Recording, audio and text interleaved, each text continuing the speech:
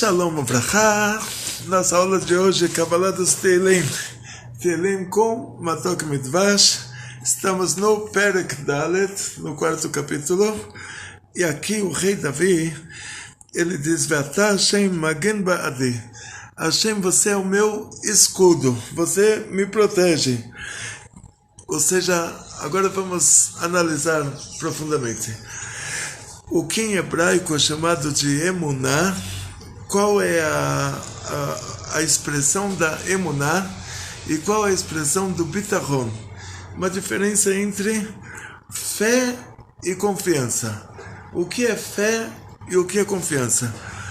Na nossa vida, temos que separar a nossa vida em dois capítulos, em duas partes. A parte desse instante para trás, a parte desse instante para frente. Não importa o instante que você está. Não importa se a gente está conversando hoje ou daqui a 10 anos ou 10 anos atrás. Agora, nesse instante, tudo que está para trás, vamos chamar isso de emuná, de fé. Tudo que está para frente, vamos chamar isso de bitachon, confiança. Ou seja, o que aconteceu daqui para trás, se aconteceu alguma coisa ruim, a gente deve dizer assim: olha, ninguém está vendo a figura inteira. Nós somos uma alma, uma neshama. Você é neshama, cada um de nós é uma neshama. A alma vai trocando de corpos. Está escrito no segundo mandamento que Deus, ele guarda no ser chesed lalafim. Ele guarda bondade para 2.000 gerações.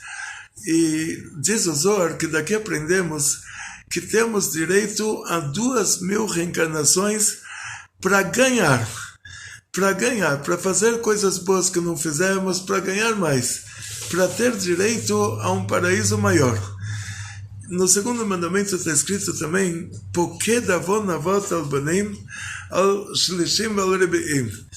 O Hashem, Deus, ele cobra a transgressão, a tradução é como pecado, né? Pecado é um assunto religioso, se for uma tradução eclesiástica. A palavra haverá, que é traduzida como pecado, a tradução certa dela é transgressão. Por exemplo, a pessoa que dirige e passa no farol vermelho lá em Israel, ele recebe uma multa que ele fez uma haverá. É uma transgressão. Quer dizer, a transgressão não necessariamente é uma transgressão religiosa, mas no caso da Torá, não vamos chamar isso de pecado, que a tradução como pecado é muito eclesiástica, assim, é muito religiosa, e não é da nossa religião. Vamos chamar isso de transgressão. Ou seja, assim, quando a gente faz uma boa ação, a gente ganha um paraíso maior. Automaticamente a gente já tem direito a um paraíso maior. Quando Deus me livre, a pessoa faz uma transgressão, ele tem que retificar essa transgressão.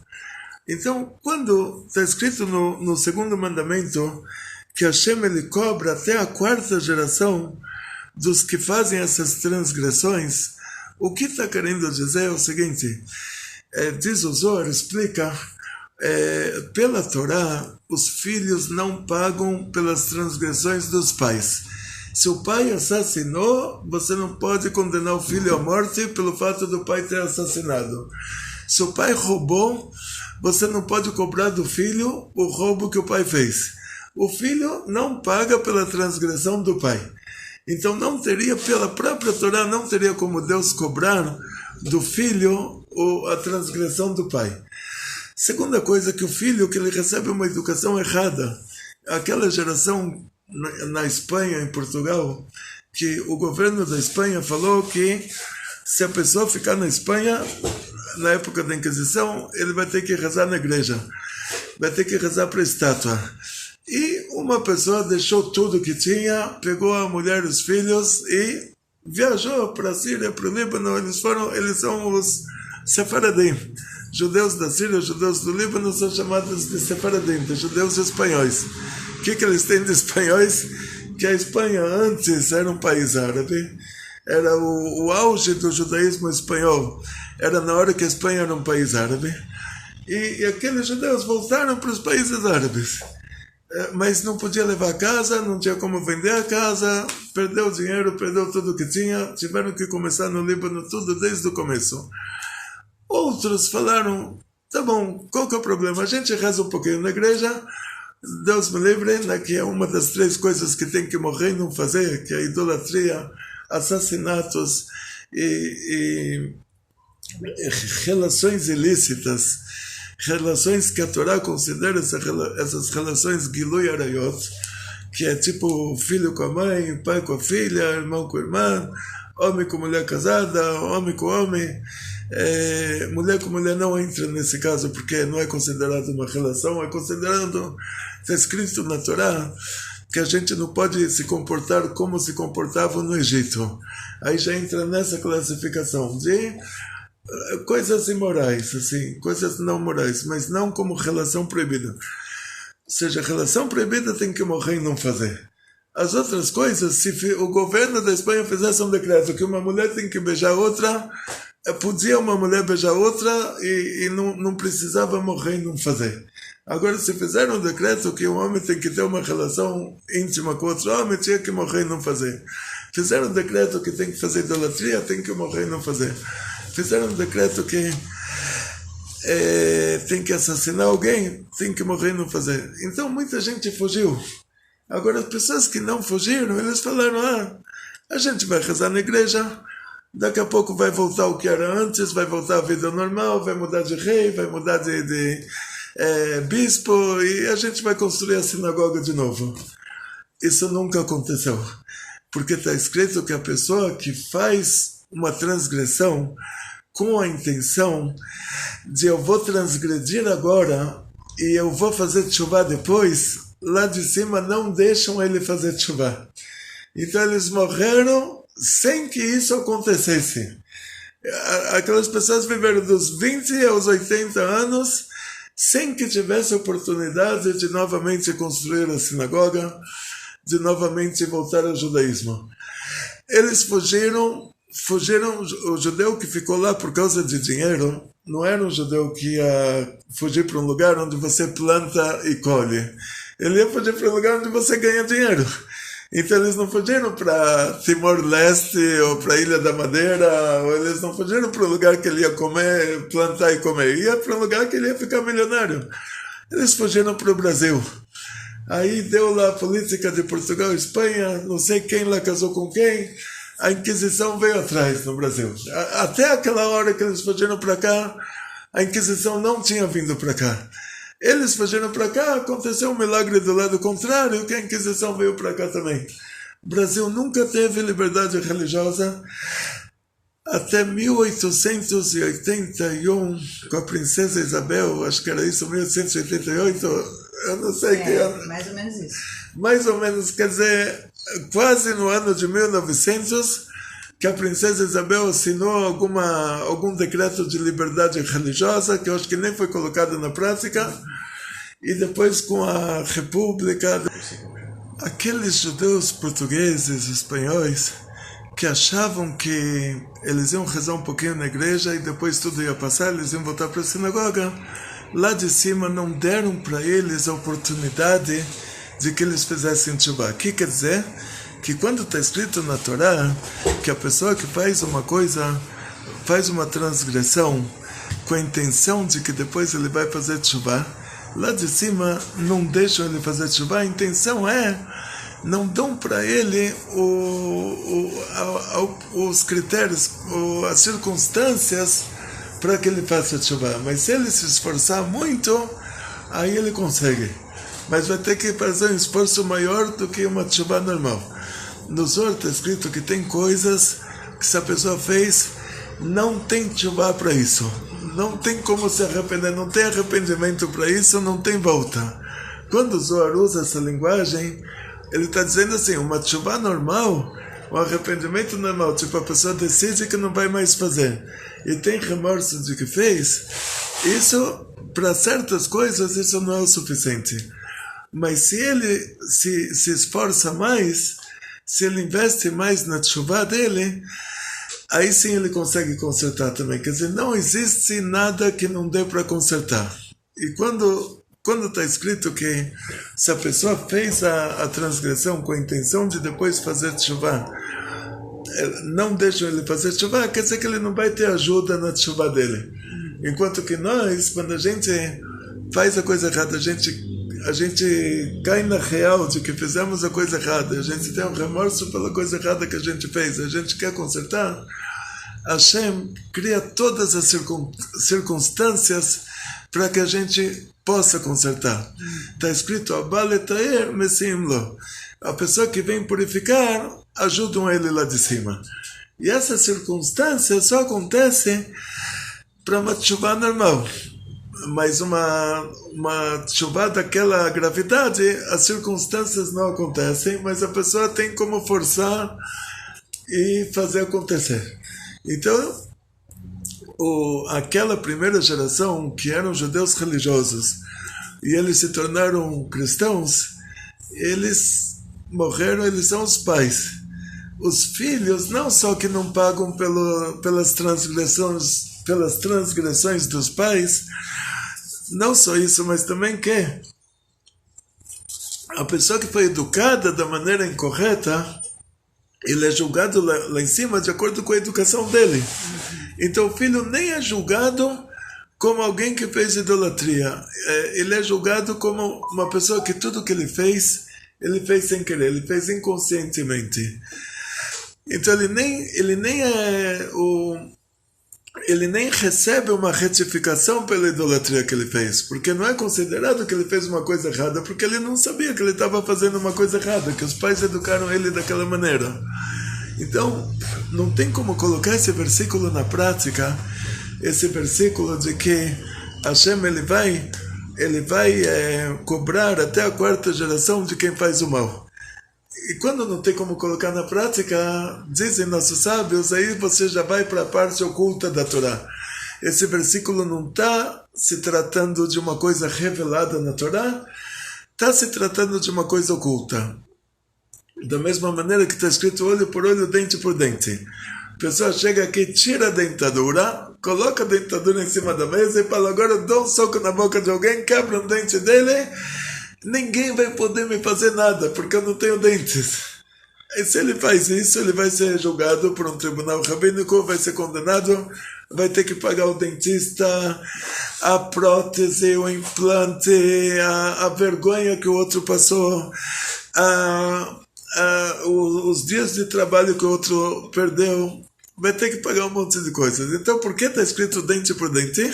Se não é dente por dente, o pshat disso seria o lado superficial, o lado mais baixo. Dizem nossos sábios, a indenização de um dente não é como a indenização de um olho. Então a Torá deveria dizer que a indenização de um dente não é como a indenização de um olho. Por que dizer olho por olho, dente por dente, se não tem como fazer isso? Se você tira o olho de alguém, você está assassinando a pessoa. E se a pessoa ele tem um olho só e ele dá um soco em alguém que tem dois olhos e aquela outra pessoa perde um olho, ele tirou metade da visão da pessoa e agora você vai tirar um olho dele, vai tirar a visão dele inteira. Quer dizer, são coisas que não tem como colocar na prática. Então isso já te manda para a Torá oculta com uma pequena passagem superficial, tipo por uma pequena passagem assim, que nossos sábios dizem que olho por olho, dente por dente, quer dizer que a indenização de um olho não é como a indenização para um dente, mas sendo que isso também não dá para encaixar certinho, porque senão a Torá diria a indenização de um olho não é como a indenização de um dente. Isso te obriga a uma explicação oculta. Quer dizer, o principal desse versículo é a Torá oculta, que na hora que a pessoa dá um soco na boca de alguém e quebra um dente dele, nesse mesmo instante está decretado lá em cima que ele vai perder o próprio dente, dente por dente. Só que aí Hashem dá para ele 4 reencarnações para retificar isso de uma maneira positiva. Se ele não consegue, na 4ª reencarnação Deus já cobra dele, quer dizer, ele vai perder o dente, ele já não vai mais precisar fazer chuva, vai acontecer para ele o que ele fez, isso ele vai receber de volta certinho a mesma coisa, nada mais do que o que ele fez. E, voltando para esse caso, então, sendo que isso que Deus vai cobrar da gente até a quarta reencarnação, isso é só espiritual, quer dizer que a nossa alma, ela passa por 4 reencarnações, quando está se tratando de retificar, para o tribunal divino cobrar de nós o que a gente fez errado. Isso termina na quarta reencarnação. Mais do que isso, não deixa a conta aumentar mais do que isso. Para o nosso próprio bem, na quarta reencarnação, o que a pessoa fez, ele leva. Agora, para a gente ganhar, a gente tem direito no Tzerchesed Lalafim, 2.000 reencarnações, para fazer mais, para ganhar mais. Então, na prática, assim, o rei Davi, quando ele está falando Vata Hashem Magen Ba'adi, você Hashem é o meu escudo, como a gente pode se relacionar essas duas essas duas tipo, vamos chamar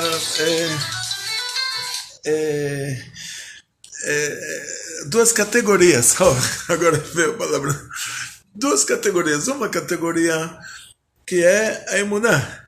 A gente acredita com fé perfeita que se aconteceu alguma coisa errada, porque estão cobrando de nós, a gente tá pagando por uma dívida antiga.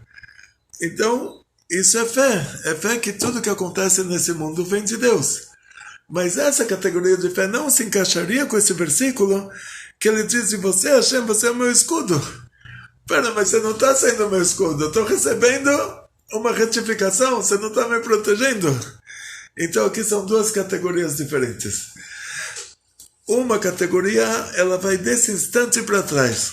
Quer dizer, tudo que eu sofri atrás, que Hashem não foi o meu escudo retroativamente, então isso é porque tinha esse motivo, que Deus cobra até a quarta reencarnação de quem fez o mal. Então ele fez para nós um desconto de 99%, e esse 1% que tem que ser cobrado, a gente recebeu em várias pequenas prestações.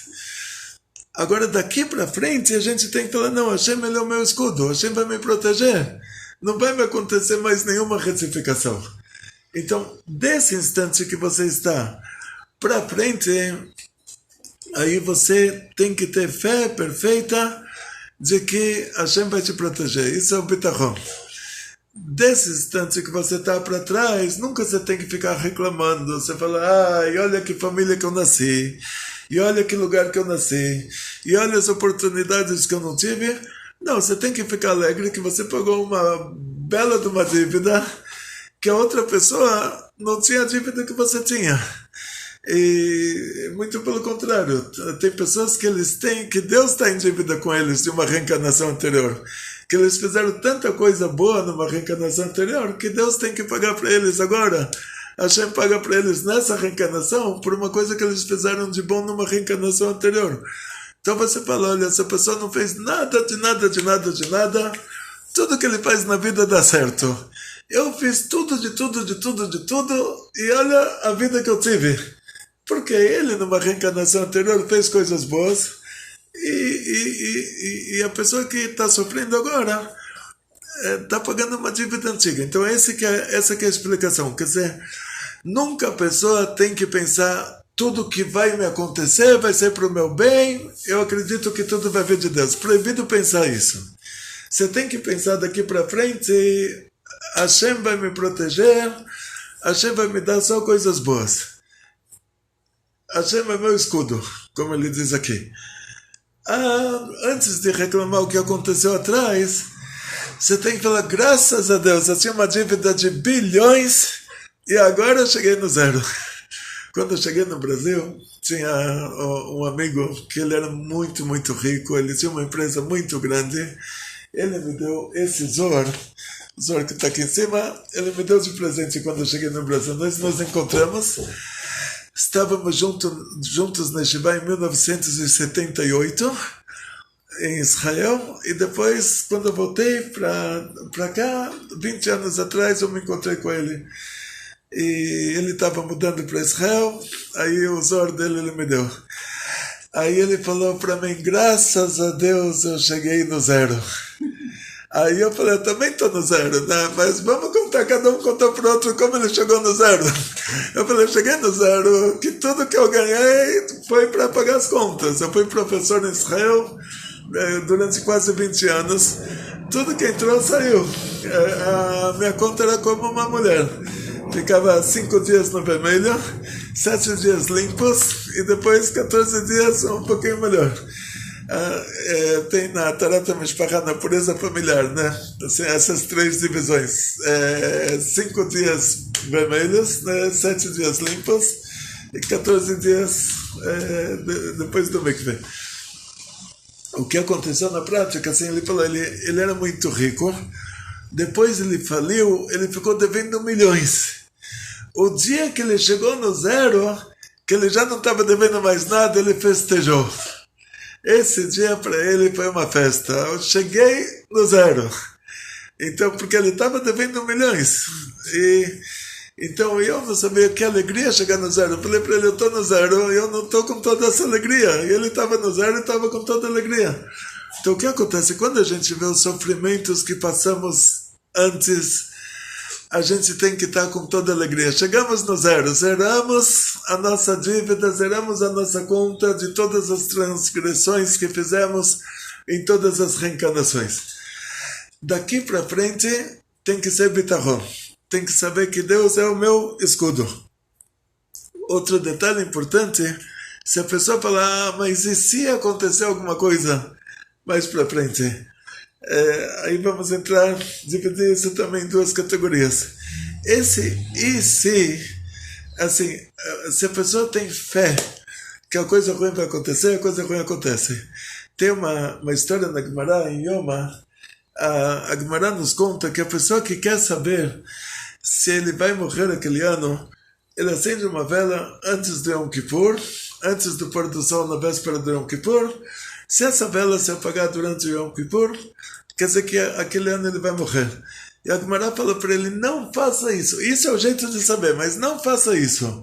Porque se essa vela se apagar por motivo técnico, que o pavio não estava bom, o azeite não correu certo dentro da vela, ou alguém passou lá e fez um ventinho, se essa vela se apagar por motivo técnico, a pessoa vai ter fé que ele vai morrer, e essa fé vai fazer com que ele morra. Então, quando a pessoa pensa, eu sou uma pessoa muito ruim, Deus vai me castigar, Deus não ia castigar ele, Deus não vai castigar ele, Deus não castiga. A fé que ele tem que vai acontecer para ele coisa ruim, essa fé faz com que a coisa ruim aconteça. A gente tem essa capacidade. Nós não somos tão pequenos quanto imaginamos. Nós temos a capacidade de nos destruir. A pessoa tem a capacidade de subir no 10º andar e pular, ela tem a capacidade de fazer isso espiritualmente. Se suicidar espiritualmente, acreditar com fé perfeita que vai dar errado, e aí dá errado. E infelizmente aqui nessa parte do mundo onde a gente mora, está todo mundo acostumado assim.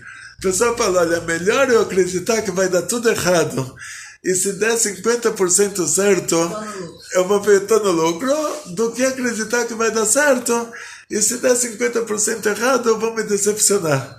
Aí ele causa com que dê errado por causa disso.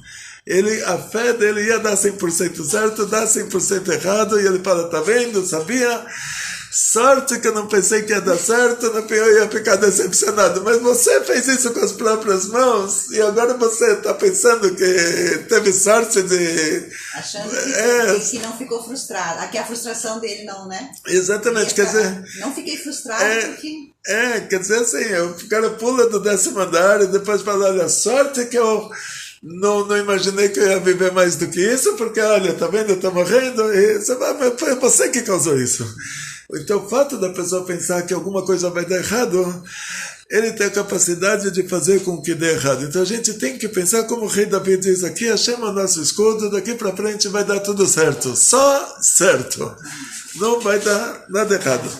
Continuação, ele diz, Rigzubel Tertau, ele vai falar agora um versículo que fala sobre uma coisa chamada de Mazikim. Mazikim são os demônios. Existe uma coisa assim, como existe, a pessoa chegou aqui de máscara. Por que ele chegou de máscara? Porque ele fala, pode ser que no ar tenha o coronga, pode ser que nesse ar não tenha o coronga. Talvez tenha o coronga aqui, talvez não tenha o coronga aqui. Pode ser que aquele pernilongo que me picou era dengue, pode ser que era febre amarela, pode ser que não era nada. Então existe isso no ar.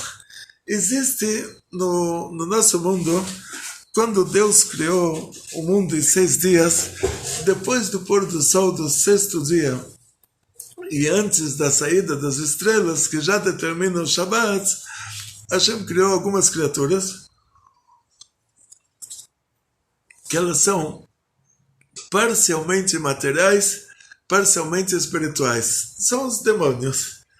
Agora, nunca vi um para falar se é exatamente como desenham aí nos livros das crianças, que o bichinho lá com o chifre, com o rabo, nunca vi um para contar. Mas ouvimos uma história do Rabbi Shimon Bar Yochai, que escreveu o Zohar. Rabbi Shimon Bar Yochai, uma vez tinha um decreto, os romanos iam decretar um holocausto. E era como no Myanmar, lá como na Birmania, que fizeram lá o genocídio dos muçulmanos, né? Eles decretavam o genocídio, eles faziam. Para eles não era nada. Então, antes dos judeus começarem a fugir para a Pérsia, que era o país concorrente dos romanos, antes de começar lá aquelas filas de milhares de famílias fugindo, os nossos sábios falaram, vamos mandar para falar com o Caesar, para falar com o imperador, vamos mandar o Rabbi Shimon Bar Yochai, que o Rabbi Shimon Bar Yochai, ele é o grande especialista nesse assunto. Milagres é com o Rabbi Shimon Bar Yochai. A gente precisa de um milagre, quem consegue fazer um milagre é ele. Aí falaram com o Rabbi Shimon Bar Yochai, o Rabbi Shimon Bar Yochai falou, não sei como Hashem vai me ajudar, mas que Hashem vai ajudar, Hashem vai ajudar. Não sei como Hashem vai me ajudar.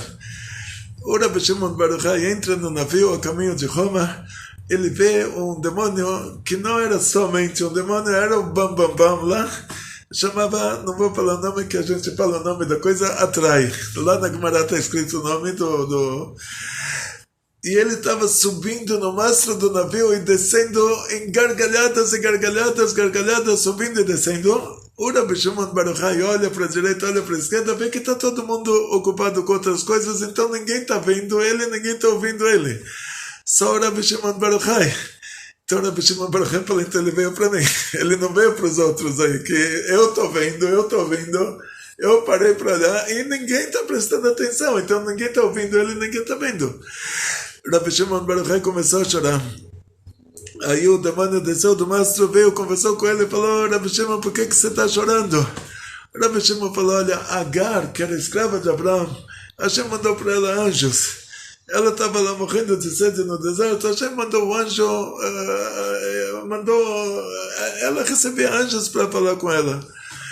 Eu que não sou escrava de Abraão, eu estudei Torá a vida inteira, Hashem me manda um demônio para me ajudar.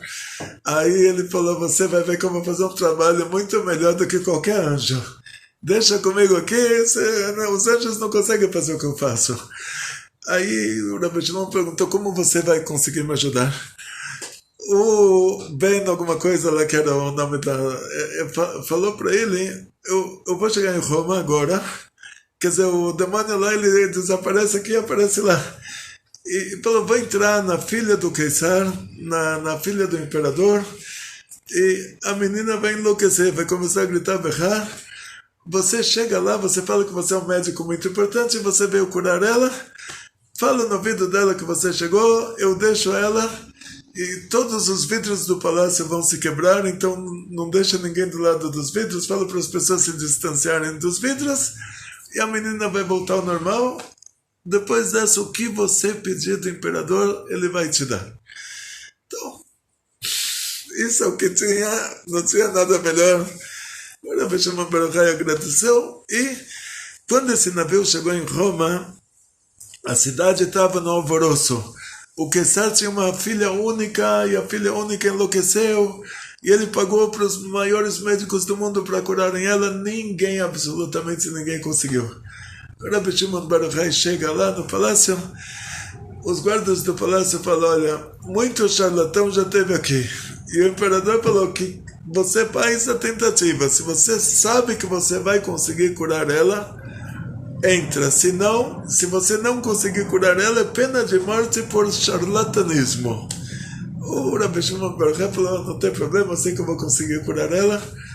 Ele entrou, trouxeram ele para a cama da princesa. Ele falou para todo mundo se distanciar das janelas. Falou no ouvido dela que, olha, cheguei, já pode ir embora. E todas as janelas explodiram, e a menina acordou e falou: o que aconteceu? O que está acontecendo?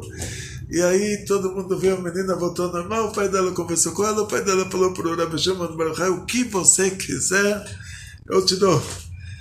O Rabbi Shimon Bar Yochai pediu para ele anular o decreto do genocídio.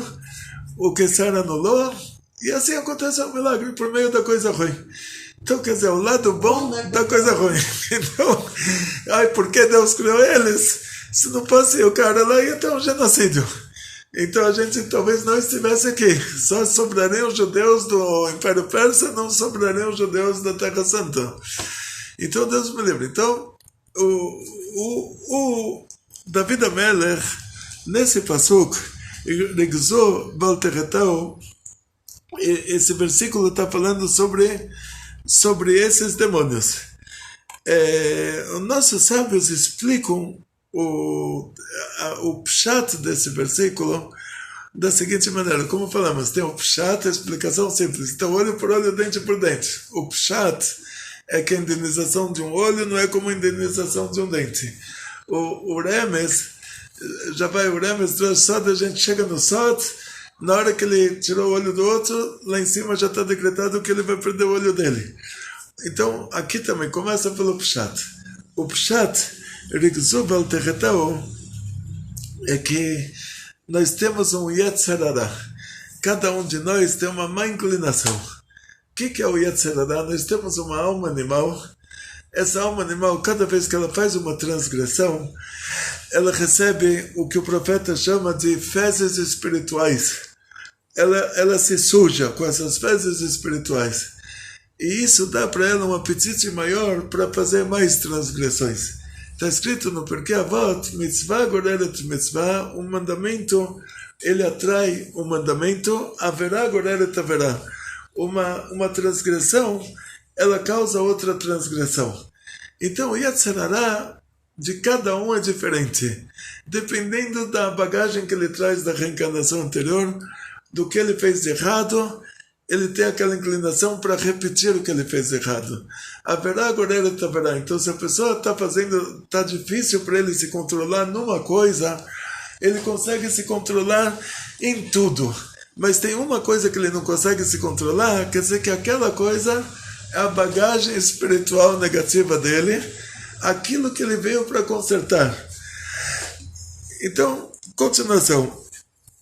Dizem nossos sábios que para você destruir o seu Yetzer Hara, você tem que provocar o Yetzer Hatov, a boa inclinação, para ela lutar contra a má inclinação. Ou seja, não se acomode, porque se você se acomoda, ela cresce.